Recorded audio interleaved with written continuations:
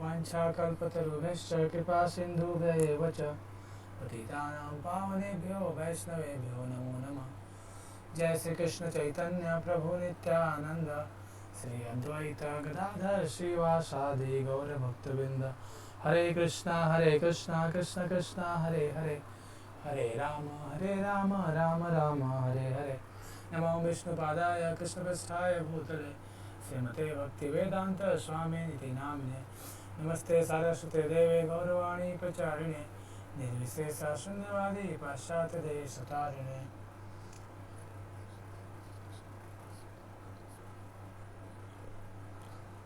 हरे कृष्णा। हम लोग भगवद गीता पर आधारित एक पुस्तक कृष्ण की ओर पढ़ रहे हैं। तो कल हमने देखा कि भगवान को टॉपिक्स का चैप्टर का नाम है सर्वत्र और सदा कृष्ण दर्शन। कैसे हम हमेशा भगवान का दर्शन कर सकते हैं। लोग बोलते हैं कि कहाँ भगवान, किसने देखा है, दिखाओ तो माने, ये टॉपिक है। तो उसके लिए प्रभुपाद एक्सप्लेन करें कि हम हर एक चीज़ में भगवान को देख सकते हैं। जल का टेस्ट है तो बोले जल का टेस्ट में भगवान है। बोलते हैं ना, जलों में जो भी जल है उसका टेस्ट मैं हूँ। सूर्य और चंद्रमा का प्रकाश मैं हूँ। ओंकार मैं हूँ, बोलते भगवान। तो इस प्रकार से हम हर एक जीवन के हर एक परिस्थिति में हम देख सकते हैं। तो इसके लिए भगवान को जानने के लिए क्या आवश्यक है, मनुष्य को करना क्या चीज़ है कि कैसे हम भगवान को देख सकते हैं। जब सर्वत्र सब जगह मनुष्य केवल इतना ही करना है कि भागवत संदेश को बहुत ध्यान से सुने। क्या काम बता रहे, केवल सुनना है बस। क्या करना है, अच्छे से सुनना है केवल, और कुछ नहीं करना है। ध्यानपूर्वक सुनना है। ध्यानपूर्वक सुनेंगे तो हमें अपने आप ही समय के साथ भगवान के बारे में जो ज्ञान मिलेगा और हम सुन के हमें समझ में आएगा। क्योंकि देखिए, सुनना कैसे महत्वपूर्ण है। सुन के कैसे किसी के बारे में आसक्ति उत्पन्न होती है। जैसे मान लीजिए, जब दो लड़के लड़की की शादी, हरे कृष्णा, दो लड़के लड़कियों की शादी ठीक होती है तो पहले के ज़माने में देखा जाए, अगर अब आज तो फिर भी फ़ोटो मिल जाता है, पहले फ़ोटो नहीं मिलता था। तो लड़का लड़की का जब शादी ठीक होने जाया करता था, क्या होता था कि लड़की वाले लड़के वालों से अपनी लड़की के बारे में बताया करते थे, हमारी लड़की ये जानती है, ये काम कर लेती है, घर के सारा काम कर लेती है। इस टाइप की बातें वह करते हैं। वैसे ही लड़की वालों को लड़के वाले अपने लड़के के बारे में बताते हैं। तो वास्तव में जो लड़का है उसको भी केवल वो सुना रहता है कि अच्छा, जो उसकी पत्नी होने वाली है वो ऐसी ऐसी है, उसके बारे में। वैसे ही लड़की को पता चलता है कि उसके पति के बारे में केवल सुनती ही है, केवल सुन के ही केवल आसक्ति उत्पन्न हो जाती है ना। केवल सुन कर उसके बारे में जान के ऊपर अच्छा ऐसी है करके, इस प्रकार से सुनने से ही हमें तो क्या करना है, आसक्ति उत्पन्न होना प्रारंभ हो जाती है। तो केवल हम जब ध्यान पर सुनेंगे केवल, तो भगवान के प्रति आसक्ति उत्पन्न होने लगेगी। जब भगवान के प्रति आसक्ति उत्पन्न होगी तो फिर आगे के सीढ़ियों पे सदा साधु संग, भजन क्रिया, अनर्थ निवृत्ति, निष्ठा, रुचि, आसक्ति, भाव, प्रेम। तो ये जो 9 स्तर हैं भक्ति के, उसमें हम धीरे धीरे ऊपर की उत्तरोत्तर वृद्धि करते हैं, धीरे धीरे ऊपर को बढ़ने लगते हैं। तब आगे पढ़ते हैं। श्रीमद् भगवद गीता के 17वें अध्याय में श्री कृष्ण वे अन्य उपाय बताते हैं जिनके द्वारा हमें जीवन के पद पद पर उनकी अनुभूति हो। हर एक कदम कदम पर हम भगवान की अनुभूति कर सकते हैं। क्या भगवद गीता के 7वें अध्याय का 9वां नंबर श्लोक, पुण्यो गंध पृथिव्याम च तेजा स्वास्मि विभावसो जीवनम सर्वभूतेषु तपश्चास्मि तपस्विषु। क्या बोलते भगवान, मैं पृथ्वी में मूलभूत गंध हूँ, अग्नि में उसका तेज हूँ, समस्त भूत प्राणियों में मैं उनका जीवन हूँ, और तपस्वियों में मैं तप हूँ। भगवान का पृथ्वी का जो सुगंध होती है, जैसे पृथ्वी की गंध हमने बहुत बार स्मेल की होगी। कब, जनरली प्राय याद होगा ये सुगंध जब बारिश पहली बार मिट्टी पे पड़ती है। अब तो शहरों में रोड है, कंक्रीट के जंगल, इतने पता चलता है, लेकिन जो लोग गांव में रहते होंगे या फिर जहाँ थोड़ा धूल वूल मिट्टी है, वहाँ पे जब पहली बारिश पड़ती है तो उसमें एक अलग सी सोनी से खुशबू आती है ना। तो वो बोलता पृथ्वी में जो गंध है वो मैं हूँ। इस प्रकार से जब हम कहीं पे पृथ्वी में फूल के रूप में कोई सुगंध हम ले रहे हैं, है ना, कोई इसी प्रकार का सुगंध ले रहे हैं अगर हम, जब हम उस प्रकार कोई सुगंध लेते हैं तो क्या है, वो भी हम देख सकते हैं। सुगंध कौन है, बोल रहे हैं कि भगवान कृष्ण बोल रहे हैं कि वो गंध मैं ही हूँ। इस प्रकार से हम उनको जब भी सुंदर अच्छा सुगंध अपने नाक के थ्रू हम जब सूंघेंगे तो क्या समझ में आएगा, क्या क्या लगेगा, चाहिए देखो भगवान के का ही है, सुगंध जो है भगवान ही है वास्तव में। इस प्रकार से हर एक चीज़ में, अग्नि में तेज कौन है, भगवान ही है। समस्त प्राणियों में उनका जीवन, जो हम प्राणी सारे जीव हैं, मनुष्य या पशु या कोई सा भी जीव योनि है, 84 लाख योनि में कोई सा भी योनि है, उसमें क्या बोलते भगवान, अहम बीज प्रदाता पिता। भगवान भगवत बोलते हैं कि मैं सभी प्राणियों का बीज प्रदाता पिता हूँ। परम पिता हैं कौन, परम पिता भगवान है। बोला था ना कि हम भगवान के अंश हैं। भगवान बोलते हैं ममय वांसे जीवलोके जीवभूत सनातन मनसस्थानी इंद्रियानी प्रकृति स्थानी करसति। बोलते हैं कि मैं वही, सभी का, सारे जो जीव है मेरे ही अंश है। अब क्या बताया जा रहा है इस श्लोका में कि पुण्योगंध, पुण्योगंध शब्द से तात्पर्य है मूलभूत सुगंध। पदार्थों में स्वाद और सुगंध केवल श्री कृष्ण ही उत्पन्न कर सकते हैं। जैसा कि आजकल जो नेचुरल सुगंध है, जो फूलों का, गुलाब का सुगंध है, अलग अलग प्रकार की चमेली का, ये सब कहाँ से, वास्तव में जो सुगंध है भगवान उत्पन्न कर सकता है और कोई नहीं उत्पन्न कर सकता। ये कोई नहीं बोल सकता कि ऐसा सुगंध, हम नेचुरल सुगंध, फूल में इतना सुंदर सुंदर फूल होते हैं तो कोई कोई ऐसा सुंदर फूल बना नहीं सकता। लेबोरेटरी में कोई बोले मैं बहुत सुंदर फूल बना दूंगा बिना किसी भगवान की जो सृष्टि है उसका कोई उपयोग किए बिना मैं भगवान की वो कर लूँगा, तो वो भी पॉसिबल नहीं है ना। जब हम किसी अच्छी प्राकृतिक सुगंध को सूंघे तो सोच सकते हैं ओ इसमें प्रभु का निवास है। इस प्रकार से हम हर एक जगह भगवान का आशा देखते हैं, इसमें श्री कृष्ण है। तो जब हम कोई प्राकृतिक सौंदर्य देखें, जब नेचुरल ब्यूटी हम देखते हैं, पहाड़ में नैनीताल लोग घूमने जाते हैं, कहाँ घूमने जाते हैं। अब हम तो किच्छा के लोग पास के हैं तो हम तो उतना स्टार्टिंग में रिलीज़ किए होंगे, अब उतना रिलीज़ नहीं कर पा रहे होंगे, लेकिन जो बाहर से जो पहली बार नैनीताल आता है ना तो उसको लगेगा कि कहाँ हम तो स्वर्ग पहुँच गए एकदम। तो वास्तव में यह जो प्राकृतिक सौंदर्य देखे तो ये सोच सकता है कि वो यहाँ भी श्री कृष्ण का ही सृष्टि है। अथवा हम कोई असाधारण शक्ति संपन्न या आश्चर्यजनक वस्तु देखते हैं तो कह सकते हैं यहाँ श्री कृष्ण ही हैं। अथवा जब हम जीवन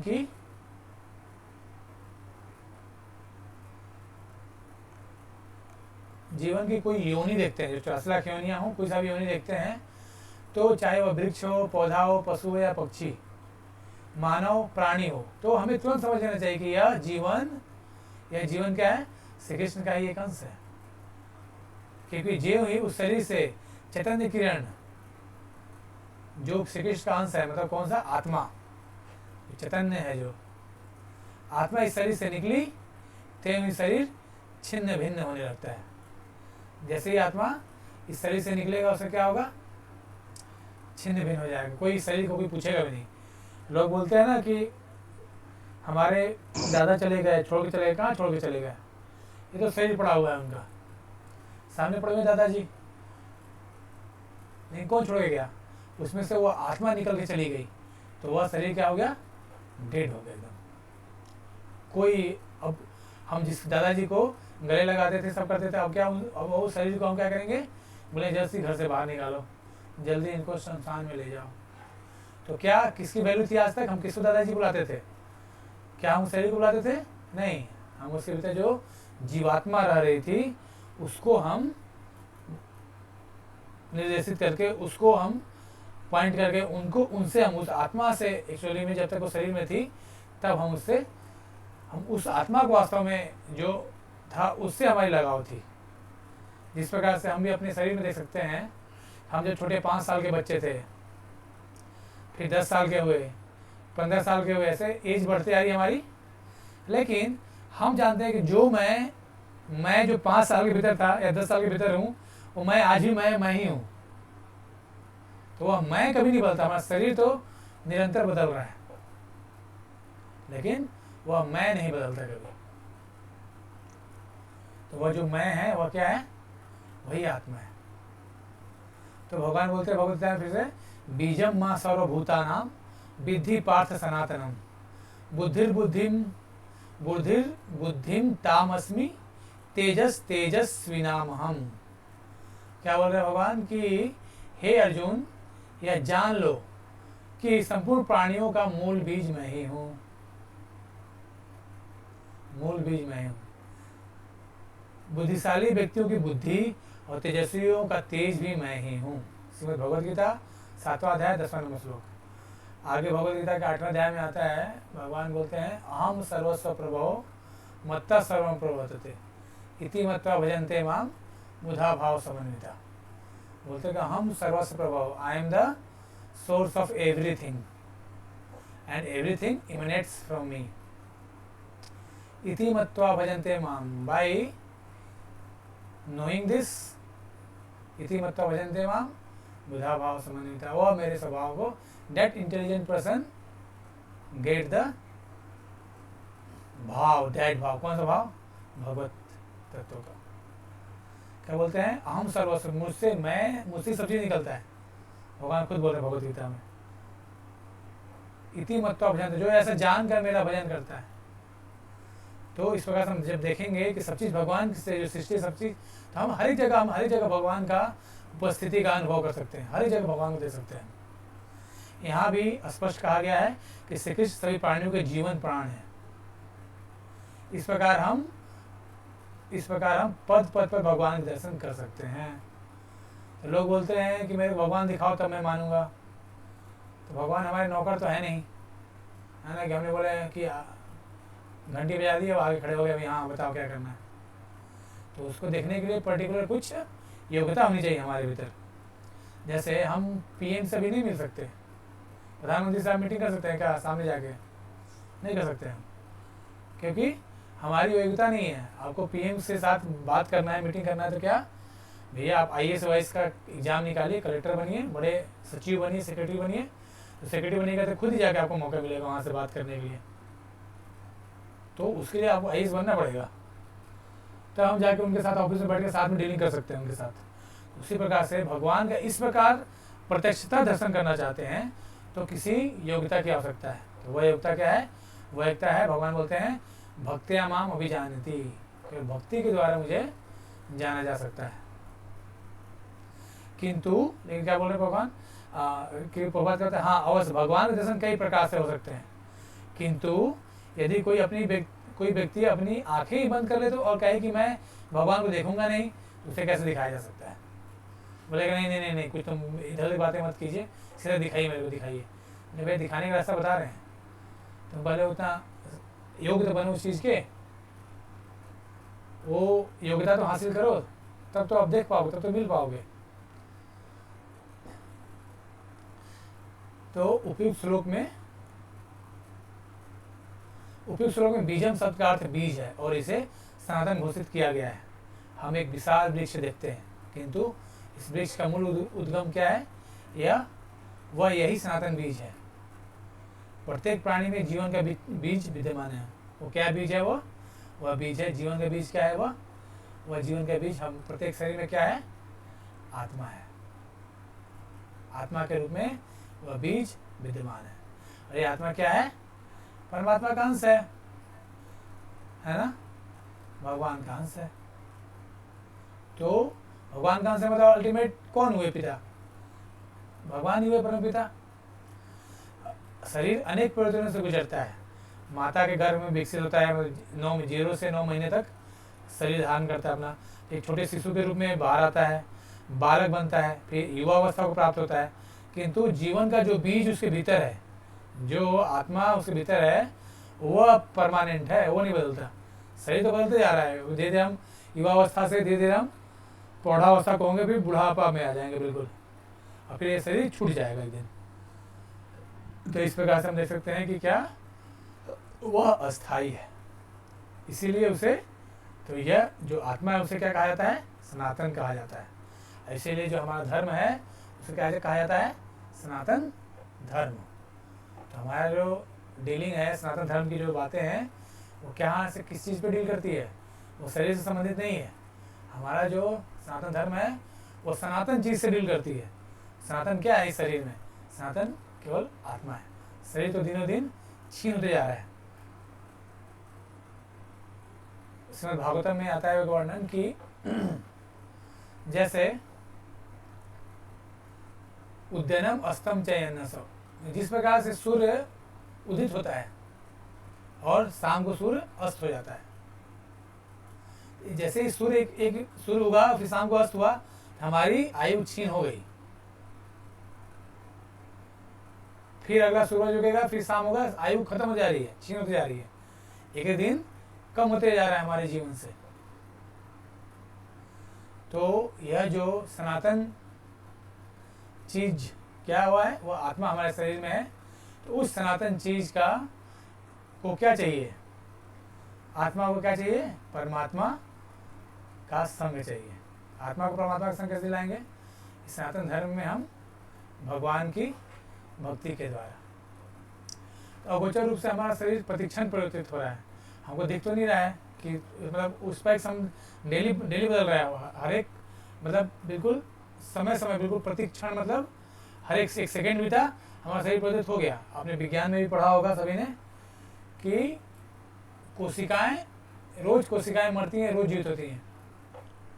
एक निरंतर चलते रहता है, हर एक सेकंड हमारे शरीर में परिवर्तन हो रहा है। किंतु जो बीज है, जो आध्यात्मिक तत्व है, कभी नहीं, नेक्स्ट पेज चलते हैं, कभी नहीं बदलता। वह जो तत्व है वो कभी नहीं बदलता। कृष्ण स्वयं को सभी प्राणियों में यही शाश्वत बीज घोषित करते हैं। श्री कृष्ण बुद्धिमान व्यक्ति में बुद्धि के रूप में स्थित है।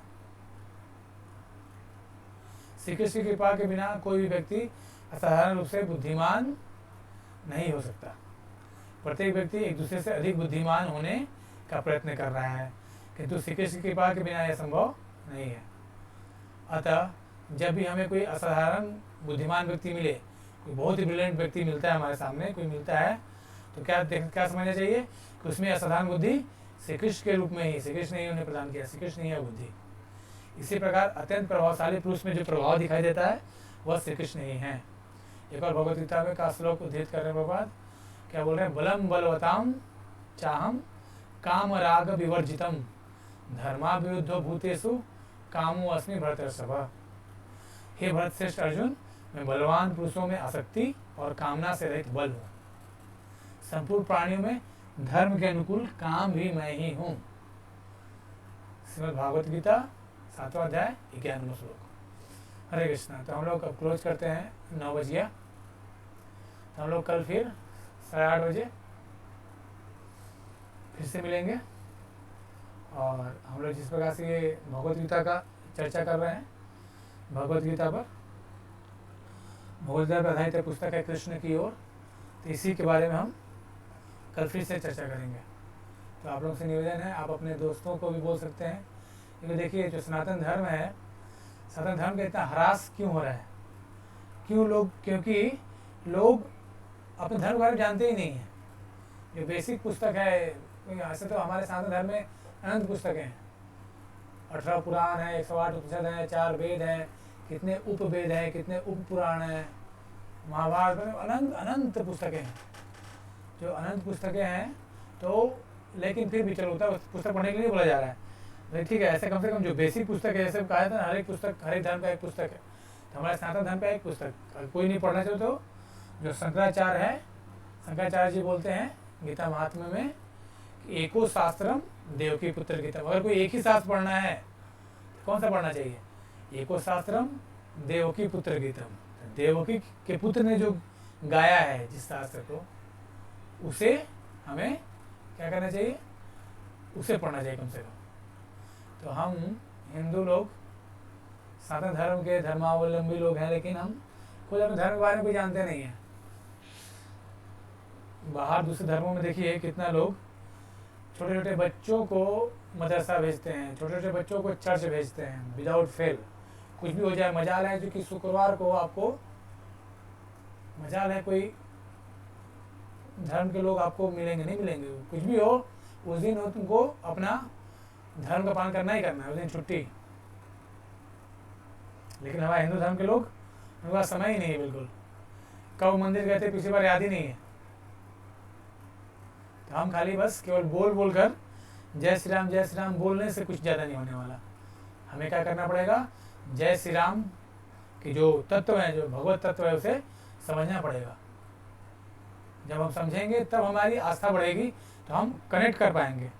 और बाकी धर्मों के लोग क्या करते हैं, देखिए छोटे छोटे बच्चों को मदरसा भेजते हैं काहे के लिए, पूरा अच्छे से उनको पढ़ाया जाता है, समझाया जाता है। और जगह भी देखिए, क्रिश्चियन धर्म में भी देख लीजिए आप, उनका विदाउट फेल रविवार को पूरा परिवार जाता है वहाँ पे, और वहाँ जाकर क्या करता है, वहाँ जाकर कीर्तन करते हैं, प्रसाद खाते हैं और साथ में बाइबल पढ़ते हैं। विदाउट फेल बाइबल पढ़ना ही पढ़ना है। ऐसे मदरसा में जो बच्चे जाते हैं वो कुरान पढ़ते ही पढ़ते हैं।